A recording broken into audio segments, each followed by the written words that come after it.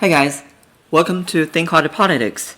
Today we're gonna discuss about why Andrew Yang becomes the one outsider, political outsider who outlasted sitting senators, governors, and congressmen. Let's start with this question. By moving forward. Look, a lot of people are talking about impeachment. Nobody's talking about artificial intelligence and the actual national security threat that China's move in that direction poses. Nobody's talking about putting real cash in people's pockets. People talk about jobs. People got a bunch of jobs. They ain't got no money. You are somebody who's brought completely fresh thinking because you're so future focused, but you also have this grip on America's history as well. And you're starting to move. Why do you think you've been able to survive? You have now outlasted governors, senators, billionaires, people in the House of Representatives, people who are household names are not on that stage. You're on the stage. Why? I think because... Okay, so before we hear Andrew Yang's answer, the reason is very simple, because some people are dumb. And some politicians, they just keep telling lies. They try to fool people.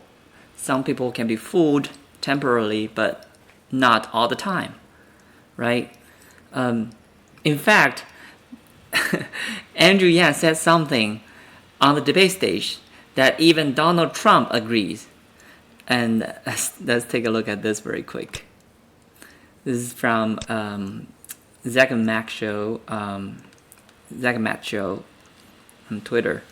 Donald Trump released the Snapchat. Read Andrew Yang. Okay, let me play this again. And Americans don't trust the media networks to tell them the truth.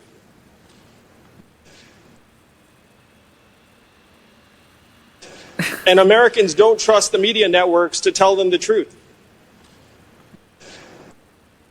So, Trump released this fact check true. So he was like, Andrew Yang said this: Americans don't trust the media networks to tell the truth. I am Donald Trump, and I approve this message. that's the one of the few moments that Donald Trump, maybe the first moment that Trump actually agreed with a Democratic candidate. Okay, so that's significant. And let's get back to Andrew Yang's answer. Because we're having a conversation that Americans recognize as the truth of what's happened in their communities. That we blasted away 40,000 manufacturing jobs in Iowa alone, and then Iowa went to Trump by 8 points. And this is playing out now on main streets around the country, where Amazon is closing 30% of our stores and malls, and being a retail clerk is the most common job in these communities. I've had the same message the entire time, and it's broken through to the American people that these are the real problems and we have real solutions. You got support from somebody who I didn't think you would ever get the support of. I didn't think any politician would. Donald Glover, Childish Gambino, a hip hop legend. He comes out, he doesn't come out for Cory Booker, doesn't come out for Kamala Harris, doesn't come out for Obama's guy Biden, comes out for you, and more are coming. There's something that's beginning to shift around you. How did you get Childish Gambino on the Yang game? You stole my question. Go ahead, we know you got this was a thrill for me because I'm a huge Donald Glover fan. I was like, no way. That's crazy. Someone on his team reached out to an agent that we knew in common, and then they said, hey, next time you're in LA, Donald wants to sit down with you. And we talked about our concerns and vision for the future. And we found that we were very, very aligned. And then from there, we talked about different ways to collaborate. And I am thrilled to be working with someone who sees the future as clearly as Donald does. Yeah, you're starting to steal from different parts of the Democratic Party coalition, moderates, young blacks, and others. I just think that I'm proud to see that you're starting to prove with a smaller stage you can get your argument across. Let's see where it goes. Andrew Yang, the best to you and your family for the holidays. You too. Huge fan of these people. They're real pros. And just as a point of fact, not a little guy. 6'2", about 200 pounds. Not a little guy. All right, we're going to take a break right now. Okay, so I didn't like the word stealing. I mean, Andrew Yang is literally gathering these truth finders, right? So he is the truth teller. That's why. I mean, that answers both questions. You know, why he outlasted, you know, sitting senators, governors, billionaires, and, you know, House of Representatives. And why even, you know, a celebrity like Childish Gambino, right? Donald Glover endorsed Andrew Yang. Like, he didn't endorse Obama, he didn't endorse Hillary, right? Or Bernie Sanders or Trump, but he came out to endorse Andrew Yang at this stage when he is still polling, you know, 5 to 6% nationwide. That's very, very revealing. And again, like I said, this is the answer. The only answer is Andrew Yang is the truth teller. So let's take a look at what Crystal has to say in Saga from The Hill Rising. All right, well, even though Andrew Yang, once again, of course, got the least speaking time of anyone on the stage, to include Tom Steyer, to include Amy Klobuchar, certainly, who was actually got the second most speaking time on the stage, Andrew Yang had a phenomenal night last night and really reminded us all of why he is so special and why he has done so well in this race, outlasting governors, outlasting senators, outlasting members of Congress. And that is because he is really the truth teller of this race. We saw this in a few moments. First of all, out of the gates, of course, they asked about impeachment. I get it. It just happened. They have to. But I thought Bernie and Andrew Yang had the most honest, most controversial, but most direct answer on impeachment. Let's take a listen to what Andrew had to say. The media networks didn't do us any favors by missing the reason why Donald Trump became our president in the first place. If you turn on cable network news today, you would think he's our president because of some combination of Russia, racism, Facebook, Hillary Clinton, and emails all mixed together. But Americans around the country know different. We blasted away 4 million manufacturing jobs that were primarily based in Ohio, Michigan, Pennsylvania, Wisconsin, Missouri. I just left Iowa. We blasted 40,000 manufacturing jobs there. The more we act like Donald Trump is the cause of all of our problems, the more Americans lose trust that we can actually see what's going on in our communities and solve those problems. What we have to do is we have to stop being obsessed over impeachment, which unfortunately strikes many Americans like a ball game where you know what the score is going to be, and start actually digging in and solving the problems that got Donald Trump elected in the first place. We have to take every opportunity to present a new positive vision for the country, a new way forward to help beat him in 2020, because make no mistake, he'll be there at the ballot box for us to defeat. It takes real courage to say that, to not buy into the fan fiction that would say any day Donald Trump is going to fall, any day he's going to resign, the walls are closing in, once the Senate trial happens, that's when people are going to realize, et cetera, et cetera, et cetera. It takes real courage to call out the many Democratic excuses for losing to Trump, to include Russia and Comey and Facebook, et cetera, et cetera, et cetera. It takes real courage. And let's be clear, Andrew Yang has said that he supports impeachment. He's not a fan of this president. He wants him out of office as much as anyone else. But by leveling with the Democratic base and by leveling with the American people, he does a great service not only to himself, but to the conversation in this primary that does need to get back as soon as possible to the core issues that people care about, whether it's healthcare, whether it's climate, whether it's wages, whether it's just living lives of dignity with meaning. You know, also going into last night, I said here that Andrew Yang needed to show also that he's got some spunk, that not only is he funny, not only is he smart, not only does he have good ideas, but he's got to show that he's a little bit of a fighter. And he got in there on the action of exposing Mayor Pete and had probably the best line mocking Mayor Pete of the night. Let's take a listen. I just want to return to this conversation because I think it's core.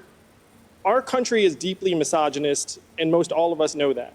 Money and men are tied together. That's where I thought Elizabeth was taking the conversation. The fact is, strong societies would elect more female leaders. Strong men treat women well for the same reasons. I'm on the record saying that you need both strong men and female leaders in government, because the fact is, if you get too many men alone and leave us alone for a while, we kind of become morons.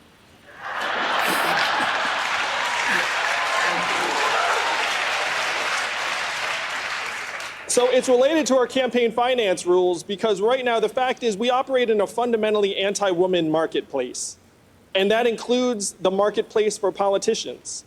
If we were to put 100 democracy dollars into the hands of every American voter, instead of 5% contributing, you'd see that rate skyrocket to 50 or 60%, and you'd have many, many more women who would run for office because they don't have to go shake the money tree in the wine cave. I am sure going into last night, the last person that Mayor Pete thought he was going to be relentlessly mocked and destroyed by was Andrew Yang, but yet he was there with the cutting and memorable remark about shaking the money tree in the wine cave. Absolutely love that. And look, it's not just because we have our critiques of Mayor Pete here, but he needs to show that he's a fighter. And I think in that moment you saw the way that Andrew Yang would prosecute the case and potentially go after a Donald Trump. But the final...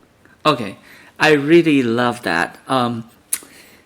So you probably noticed that when Andrew Yang said, "Oh, we need both strong men and strong women," and Joe Biden was nodding, and then when Andrew Yang said, "Oh, when it's majority of men and you leave us for too long, we kind of become morons," Amy Klobuchar laughed.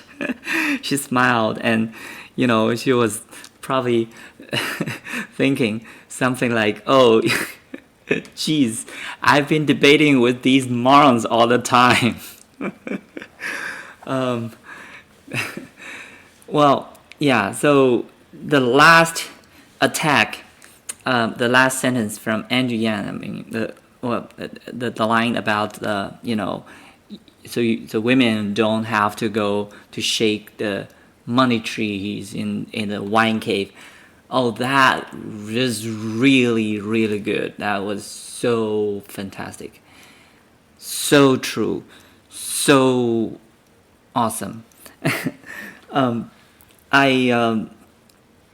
I think this might be the first time Andrew Yang actually attacked another candidate, because previously, like, even when someone invited him, like a moderator invited him to attack another candidate or his or her policy, Andrew Yang always avoided that, right? Almost always.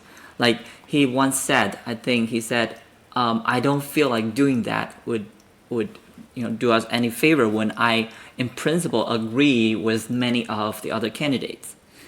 But and that's something actually people thought, oh, this is debate, you're supposed to attack other people, and at the very least, it can get more airline. But Andrew Yang doesn't do that. And this might be the first time he actually attack another candidate with the quotation mark. And this is perfect. I mean, he didn't even have to mention the name of the candidate, which is Mayor Pete in this case, with his wine cave stuff. So he becomes essentially the wine cave Pete. Pete the cat. Anyways, I can't, I just can't think of any better way Andrew could have addressed that question. And this is what we expect to see from him, right? He wants to become a leader, and at the end he'll be facing Trump, and Trump is really good at name calling and doing all kind of assaulting and stuff like that. But we see that Andrew Yang is well prepared. I mean, he has humor, he has the truth, his is really, really smart. So really looking forward to see Andrew Yang debating Donald Trump, if that's possible.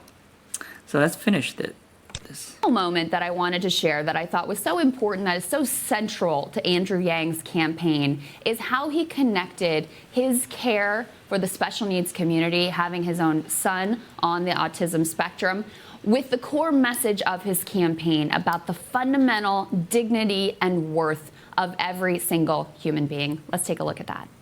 Can you outline specific steps that the government should take to help integrate these young people into the workforce and into their local communities? I would love it. I have a son with special needs. And to me, special needs is the new normal in this country. How many of you all have a family member or a friend or a neighbor with special needs or autism? If you look around, most hands went up.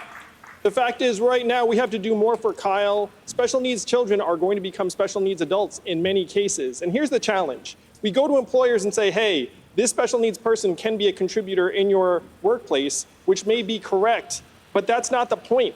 We have to stop confusing economic value and human value. We have to be able to say to our kids and Kyle that you have intrinsic value because you're an American and you're a human being. We have to stop confusing economic value for human value.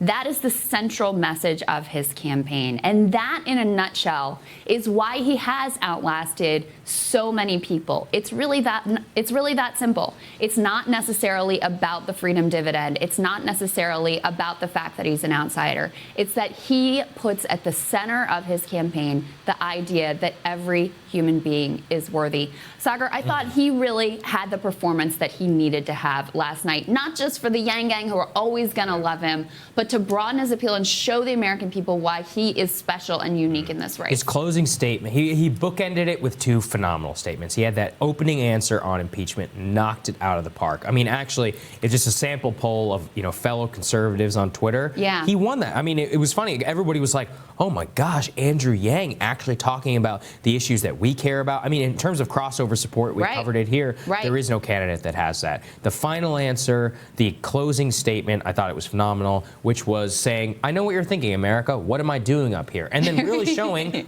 why am I up here? I mean, all of those answers, that answer on human dignity, on economic value and human value, those answers on money, and the opening answer on impeachment, hands down, is why Andrew Yang was on the stage. I think he guaranteed himself a place up there on the next stage. He really has, I think, vaulted himself up by 1 or 2%. I bet you he raised quite a bit of money last night. And also really... Well, not just the next stage, right? We know that Andrew Yang will make every debate stage. And because his campaign is humanity first, it's human-centered, and he has these policies that are not left, not right, forward. And that's why there has been so much enthusiasm on the internet, right? People are those people who join Yang Gang are so passionate about Andrew Yang. And you've seen all the Yang Gang channels blossoming, right? Have you ever seen that to any other candidates? Probably not. I mean, if you have, welcome to point out. And I think this has been,